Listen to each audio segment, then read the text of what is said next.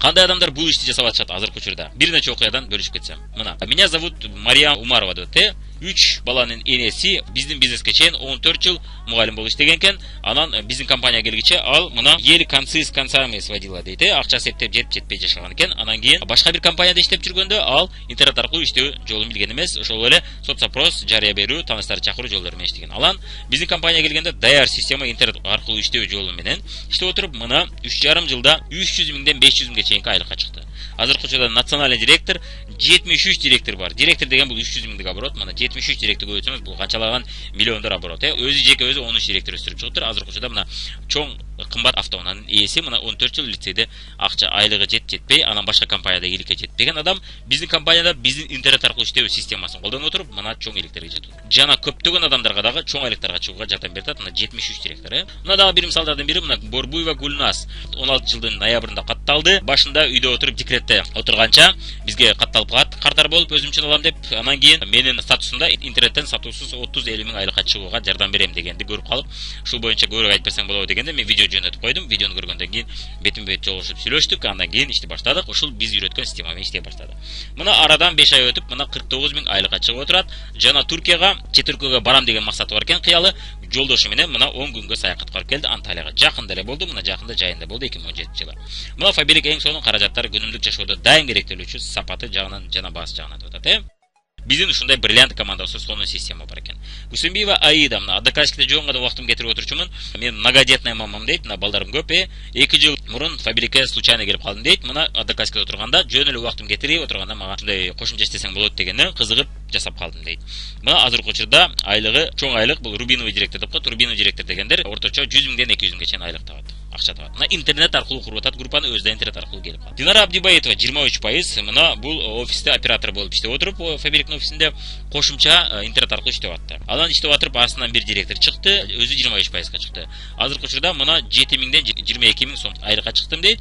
Бул интернет аркылуу жана тааныштарын каттап отуруп мына ушул ийгиликке чыгып атат. Көптөгөн белектерди алдым, рахмат компанияга дейт. Кийинки окуя мына Жамалова Асия. Бул дагы Рубиновый директор, бул 100 миңден 200 миңге чейин айлык алат. Мына айлыгына машина алып отурат. Бул дагы интернет аркылуу иштеп, интернет аркылуу келип өзү интернет аркылуу көптөгөн адамдарга ийгиликке жетүүгө жардам берип атат. Рубиновый директор деген бул жок дегенде 4 адамды 30 миңден 50 миңге чейинки айлыкка чыгарды деген түшүнүктү берет. Айчурек Абдыкадырова, вице-директор 24 жаш, Фабиликти абысыныман алып жүргөм, арзандатуу менен алуу үчүн катталган дейт. Анан үйдө отуруп иштесе болоорун билип калып, мен интернет аркылуу иштей баштадым. Эч жерде иштеген эмесмин. Көп жылдан бери жолдошум кызганган үчүн мен эч жака иштей алган эмесмин. Тажрыйбам жок келгем деп атат. Мына эки кызым мен үйдөн интернет аркылуу иштеп атып, мына башында эч натыйжа болбойт дейт. Алыктар күлкүлүү болот дейт. Анан интернет аркылуу сиңдим, Айтолкун экөөбүз бир команда болуп иштеп атып, мына 4-5 айда жакшы айлыктарга чыктым дейт. 16 миң сом орточо айлыкка чыгыптыр. Эми планда 30-40 миң дейт. Иштегенде мына 4-5 ай болуптур, жаңы эле баштаптыр. Мына жакынкы арада мен ойлойм бул адам жөнүндө да биз жаңы роликтер тартабыз 30-40 миң айлыкка чыкканда. Мына үйдөн иштеп отуруп айлыкка чыгып атат. Эч жакка чыкпастан. Кышында, кыш суук мезгилде баштаган бизнес. Бир нече суроого жооп бериңиз эми сиз. Сиз иштеп аткан компанияда ушул продукцияны эгерде бул бизнеске келбесеңиз, ушуга окшогон башка компания, неважно кайсы компания, бирок ушуга окшогон продукцияны сиз колдоно белеңиз же колдонбой белеңиз. Эгерде ушул компания болбогондо, ушул баада ушуга окшогон товарларды сиз колдоно белеңиз же колдонбой эмес белеңиз. Ушул суроого жооп берип көрүңүз чындап. Эми бул суроону мен эмнеге берип атам? Мына көрүңүз, кандай гана бизнес болбосун, кандай гана компания болбосун, эгерде сиз оборотту жакшы жасасаңыз, сизге айлык жакшы түшөт да, акча жакшы түшөт. Эгерде адам саны не имеет значения да, эгерде сиз 100 киши болуп, бирок оборотуңуз араң 10 миң болсо, анда сиз аз эле акча пайда көрөсүз. Ал эми сиздин группаңызда 10 киши болуп, бирок 100 миң оборот жасаса, анда сиз көп эле айлык акча көрө аласыз. Демек, эң негизгиси адамдын саны эмес экен, группанын чоңдугу, кичинекейлиги эмес экен, обороттун саны экен. Андыктан оборотко тиешелүү суроолорду мен сизге берип атам, ошону бир ойлонуп көрүңүз. Ошондо сиз өзүңүздүн бизнесиңизди жакшыртууга көп суроолорго жооп ала алат экенсиз. Демек, сиз иштеп аткан компаниянын продукциясын сиз эгерде бизнес болбогондо колдоно белеңиз же колдонбой белеңиз. Сиздин айлана чөйрөңүздөгү адамдар колдоно беле же колдонбой беле? Ушул баада, ушул продукцияны, ошол продукцияларды. Кийинки суроо, сиз баш жуйсузбу же жуубайсызбы? Жуусаңыз керек, тааныштарыңыз, кошуналарыңыз, туугандарыңыз жууйбу башты? Кийинки суроо, өзүңүз үй бүлө жуунабы, жуунбайбы? Коңшуларыңыздын үй бүлөсү жуунабы, жуунбайбы? Туугандар жуунабы?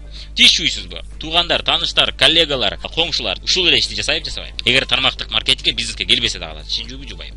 Кийинкиси, идиш жуулабы, жуубайбы үйдө? Коңшуларда, туугандарда, тааныштарда идиш жуулабы, жуубайбы? уборка жасалабы жасалбайбы, ушундай ойлонуп көрүңүз. Кийинки суроо, үйдө кир жуулабы жуулбайбы? Сиз кийинесизби, кийинбейсизби? Үй бүлөдө адамдар кийинеби, кийинбейби, сиздин билүүңүздөр, коңшулар жана башкалар кийинеби, кийинбейби? Демек, ушул продукциялар дайым керек экен. Эгерде сиз ушундай окшогон продукциялар менен иштесеңиз, сизге аябай жеңил болот экен. Сиздин группаңыздагы адамдарга да аябай жеңил болот экен. Анткени бул продукциялар адамдар бизнес болбосо дагы и так эле алып атам деген продукциялар болот экен да. Чай, тамак жейсизби, жебейсизби? Кийинки суроо. Бул бизнесте биз жасап аткан бизнесте ушуга окшогон продукция менен эгерде сиз иштесеңиз, анда мындай бизнесте кризис жок. Кризис болбойт эч качан. Себеби адамдар кризиске карабай башын жуйт. Кризиске карабай идиш жууш керек, кир жууш керек, кийиниш керек, Бирок бираз эконом кылыш мүмкүн. Бирок ага карабастан бул продукцияларды алып турушат. 1000ге жакын ассортимент. Биз иштеп аткан бизнесте 1000ге жакын ассортимент. Интернет аркылуу биз ушуга окшогон ассортимент сунуш кылабыз. И так эле адамдар колдонуп жаткан продукцияны арзандатуу менен алыңыз деп сунуш кылабыз. Же болбосо ушул продукцияларды заказ алып иштеңиз. Же болбосо үчүнчү вариант бул интернеттен ушуга окшогон кардарларды табып отуруп, алгаларга өзүңүз сатпастан аларды каттап өз үчүн алууга жардам берип отуруп, интернет аркылуу заказ берип, ошонун жардамы менен акча табыңыз. Себеби продукциялар и так эле адамдар дайым колдонуп жүргөн продукциялар. Баалары болсо дүкөн менен базардын баасына жакын баалар. Өтө кымбат эмес, өтө арзан эмес, орточо элдер ала алчу баалар экен. Ушундай бизнести биз сунуш кылабыз интернет аркылуу. Сизге окшоп продукция жөнүндө башкаларда жакшы айтып бере алабы, жакшы айтып бере албайбы? Сиз иштеп аткан компанияда, сиз иштеп аткан продукцияда. Мисалы үчүн ден соолук боюнча иштеп атсаңыз, ден соолук продукциясы жөнүндө алар айтып бере алабы, же айтып бериши кыйын болот. Ден соолук темасын адамдар канча жыл окуйт? Мисалы үчүн айталы врачтар, доктурлар, канчалаган жылдар алар практикада опыт алышат. Ошол темада сиздин адамдарыңыз ушул темада жакшы сүйлөп бере алабы, же аны сүйлөшүштү үйрөнүш үчүн көптөгөн нерселерди үйрөнүш керек болот. Ден соолук боюнча көптөгөн процесстерди, көптөгөн нерселерди түшүнүш керек болот. Кийинки суроо, шампунь жөнүндө айтып берүү оңой эле болобу, же кыйынбы? Ден соолук продукциясына салыштырмалуу. Гигиена, мисалы үчүн самын, айталы гель для душа, ошого окшогон темаларда, подмывать эткени, прокладки ошого окшогон темаларда өзүңүздүн шериктериңизге, туугандарыңызга, тааныштарыңызга ушул темада сүйлөп берүү сиз үчүн оңой эле болобу, же ден соолук темасы жөнүндө сүйлөп берүү оңой болобу? Кайсынысы оңой болот? Ошону ойлонуп көрүңүз. Дубликация дегенибиз артыбыздан келген адам кайталай алабы, кайталай албайбы, жасай алабы, жасай албайбы. Ушул дубликацияны ден соолук темасында жасаш оңойбу, же болбосо шампунь темасында жасаш оңойбу, тиш паста темасында жасаш оңойбу. Кайсынысында адамдар ушул темада оңой айтып кете алат? Эми шампунь жөнүндө сүйлөш үчүн канча мүнөт сүйлөш керек, ден соолук жөнүндө сүйлөш үчүн канча мүнөт сүйлөш керек? Ден соолук боюнча сүйлөш үчүн жарым саат сүйлөш керекпи, же 2 мүнөтпү? Шампунь жөнүндө сүйлөш үчүн жарым саат сүйлөш керекпи, же 2 мүнөт жетеби? Ошону ойлонуп көрүңүз. Кийинки суроо, кийим жөнүндө айтуу оңойбу, же болбосо ден соолук жөнүндө айтуу оңойбу? Өзгөчө жаштарга айталы, жаштар ден соолук темасында өздөрү ооруган эмес, өздөрүнүн андай проблемалары болгон эмес, тааныштардын арасында да, достордун арасында андай проблеманы көргөндөр жок. Андыктан көбүнчө бул темада алар сүйлөшпөйт, бул тема жаштар үчүн кызыксыз. Анткени бул проблема башынан түшө элек. Эми кийим темасы кызыкпы, же ден соолук темасы кызыкпы? Ошону ойлонуп көрүңүз. Кийинки суроо, адамдар алдын ала сактанабы оорудан, же болбосо ооруганда гана ойлонобу? Көпчүлүк учурда мен байкашымча, бул бир эле биздин Кыргызстанда эмес, көптөгөн мамлекеттерде ушундай эле проблема бар экен. Алдын ала сактангандар аз, ал эми ооруганда өзүн карагандар көп. Демек, бул продукцияга дайым спрос болбойт. Суроо талап дайым боло бербейт экен, ооруганда гана суроо талап болот экен. Демек, оорулууну издеш оңойбу, же тиш жууганды издеш оңойбу? Жеңил бизнеспи, же оор бизнеспи? Ошону көрүңүз, ошону ойлонуп көрүңүз, ушул суроолорго жооп бергенге аракет кылып көрүңүз. Кийинки суроо, сиз иштеп аткан компанияда акция, распродажа, арзандатуулар, белектер болуп турабы, же болуп турбайбы? Сиз иштеген компанияда тез болуп турабы? Же болбосо ар бир каталогдо болуп турабы? Мына Фабиликте биз иштеп аткан компанияда ар бир каталогдо сөзсүз түрдө акция, распродажа болуп турат. Бул суроону мен эмнеге берип атам? Эгерде акция, распродажа, арзандатуулар, белектер көп болуп турса, анда бул бизнеске кызыкпагандарда кардар катары кызыга баштайт. Продукциясын көрүп, пайда көргөндөн кийин ал бизнесте да кызыгуу оңой болуп калат экен. Ал эми тескерисинче продукцияга кызыкпаса, ал адамды бизнеске да кызыктыруу кыйыныраак болот экен. Же болбосо ал адам продукцияга кызыкпаса, ал продукция жөнүндө айтпайт, демек оборот жүрбөйт, демек жөн гана акча тапкан келет деген адамдар келе берет, бирок алар продукцияны алардын тааныштары албагандыктан, продукция жөнүндө алар сүйлөй албагандыктан, сүйлөгөндө кыйналгандыктан оборот жасоо өтө кыйын болот. Көптөгөн адамдар катталат, бирок оборот жасоо өтө кыйын болот экен. Ал эми распродажа акциялары, скидкалар болуп турса, ал адам бизнес кылгысы келбесе дагы, катталат дагы, биздин сунушубуздан кийин жок дегенде продукцияны колдонуп калат, жок дегенде бизге пайдасы тиет экен. Бирок аларга биз өзүбүз сатпайбыз, алар биз каттап коебуз, алар өздөрү интернеттен заказ берип, офистен келип алып кетишет. Сиз ал адамдарга каталог көрсөтүп, же товардын көтөрүп апарып берип отурбайт экенсиз. Сизге бизнес жасоо жеңил болот. Кийинки, каталог тез жаңыланып турабы, же болбосо бир жылда бир эле жаңыланат? Мына кээ бир компаниялар бар, бир жылда бир эле жаңы каталог чыгып турат, же жарым жылда бир чыгат. Биз иштеп аткан компанияда ар бир 21 күн сайын. Мурун биздин компанияда, биз иштеп аткан компанияда каталог бир айда бир жаңыланчу эле, бирок 21 күн сайын жаңыланган компаниялардын обороты тез болчу, жана алар биз барган адамдарга заказ алып кетип калчу. Биздин конкуренттерибиз. Барсак эле, ушул компанияны алып кетти да уже каталогуңар эртерээк алып келбейсиңер дейт. Демек, каталог чыккан сайын бул шылтоо экен. Шылтоо кардарларга жолугуу, жана кардарларды жаңы каталогду көрүп таанышкандан кийин алардын тынбай алып туруусу жеңилдет экен. Эгер каталог жаңылдап турса, жана акция, белек, арзандатуулар болуп турса. Ал эми акция, распродажалар болуп турбаса, каталог бир жылда бир жаңыланса, Демек ошол эле адамдар кайра эле ошол продукцияны алышы кыйындайт экен. Анткени акция ал адамды кызыктырчу акция распродажалар жок, новинкалар жок, белектер жок. Ал эми тынбай болуп турса, ошол эле адамдарыңыз кайра ала баштайт экен. Жана итак эле алган продукциясын башка жерден алып албастан, ушул компанияны алган аракет кылат экен, анткени выгодно, пайдалуу. Жана новинкалар чыгып турат, каталогдор алмашылат, алмашкан сайын ал адамда каталог көрүү шылтоо болуп калат. Каталог көрүп атып өзүңүз билесиз, ал адам алгысы келип кетет, Ал эми 1 жылда бир алмашса, ал каталогду 1 жылда бир көрөт, демек 1 жылда бир кайра жаңылат экен. Ал эми распродажа акциялар болбосо, тем более оборот жасоо өтө кыйын болот экен. Демек сиз ошол эле акчаны табуу үчүн улам кайра жаңы адамдарды каттап турушуңуз керек болот. Ал эми оң жакта компанияда улам каттабасаңыз дагы ошол эле адамдар кайра оборот берет экен.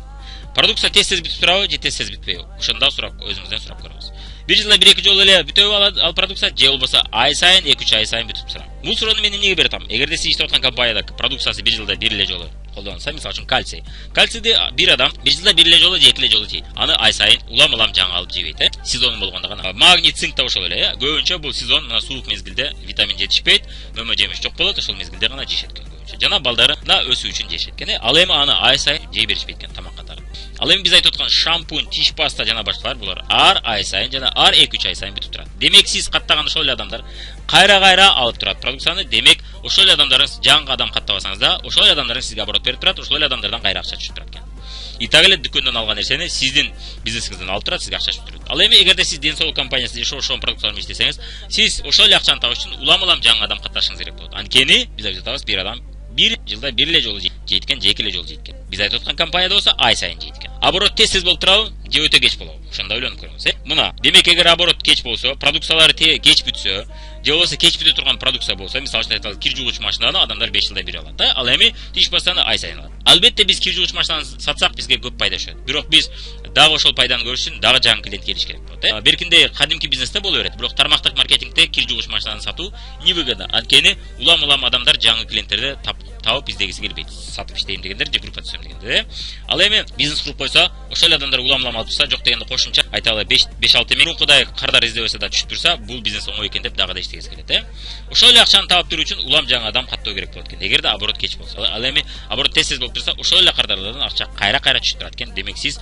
чыныгы пассивный доход, сиз тармактык маркетингге киргенде сизге үйрөткөн болуш керек активдүү пайда жана пассивдүү пайда, Пабло Бруно же Притча в водопроводе деген мультфильмди көргөн болушуңуз керек. Ал жерде дагы бирөө суу ташыйт өмүр бою, экинчиси водопровод курат. Водопровод кургандан кийин иштебесе да түшөрөт, Биз айтып аткан бизнес дал ошол мүмкүнчүлүктү берип атат. Себеби адамдар улам кайра ошол продукцияны жеп атат, Жана баалары өтө дүкөн баасына жакын болгондуктан алар айырмасы эмне, мен бияктан алсам эле, зато мен 20% арзан болот алат экен, катталып алсам деп, ошонусуна кызып катталып алып атышат. Жана ай сайын 2-3 ай сайын ошол эле адамдар кайра продукция алат. Кайра бизге ошол эле адамдардан акча түшүп атат. Демек биздин убактыбыз эми ошол эле адамдарды, ошол эле акчаны табыш үчүн кайра адам издөө эмес экен, өсүү үчүн адам издөөгө кетет экен биздин убактыбыз. Жана ушуга ошогон системаларды куруп, ушуга ошогон видеолорду жасоого убактыбыз пайда болот экен. Биз айтып аткан компанияларда, обороту кеч болгон компанияларда өсүү үчүн мурункудан да көп адам каттоо керек болот экен, Ал эми бизде өсүү үчүн жаңы адам издөө керек болот экен, өсүү үчүн гана жаңы адам издөө керек болот экен. Ал эми берки компанияларда өсүү үчүн мурункудан да көп адам керек болот экен.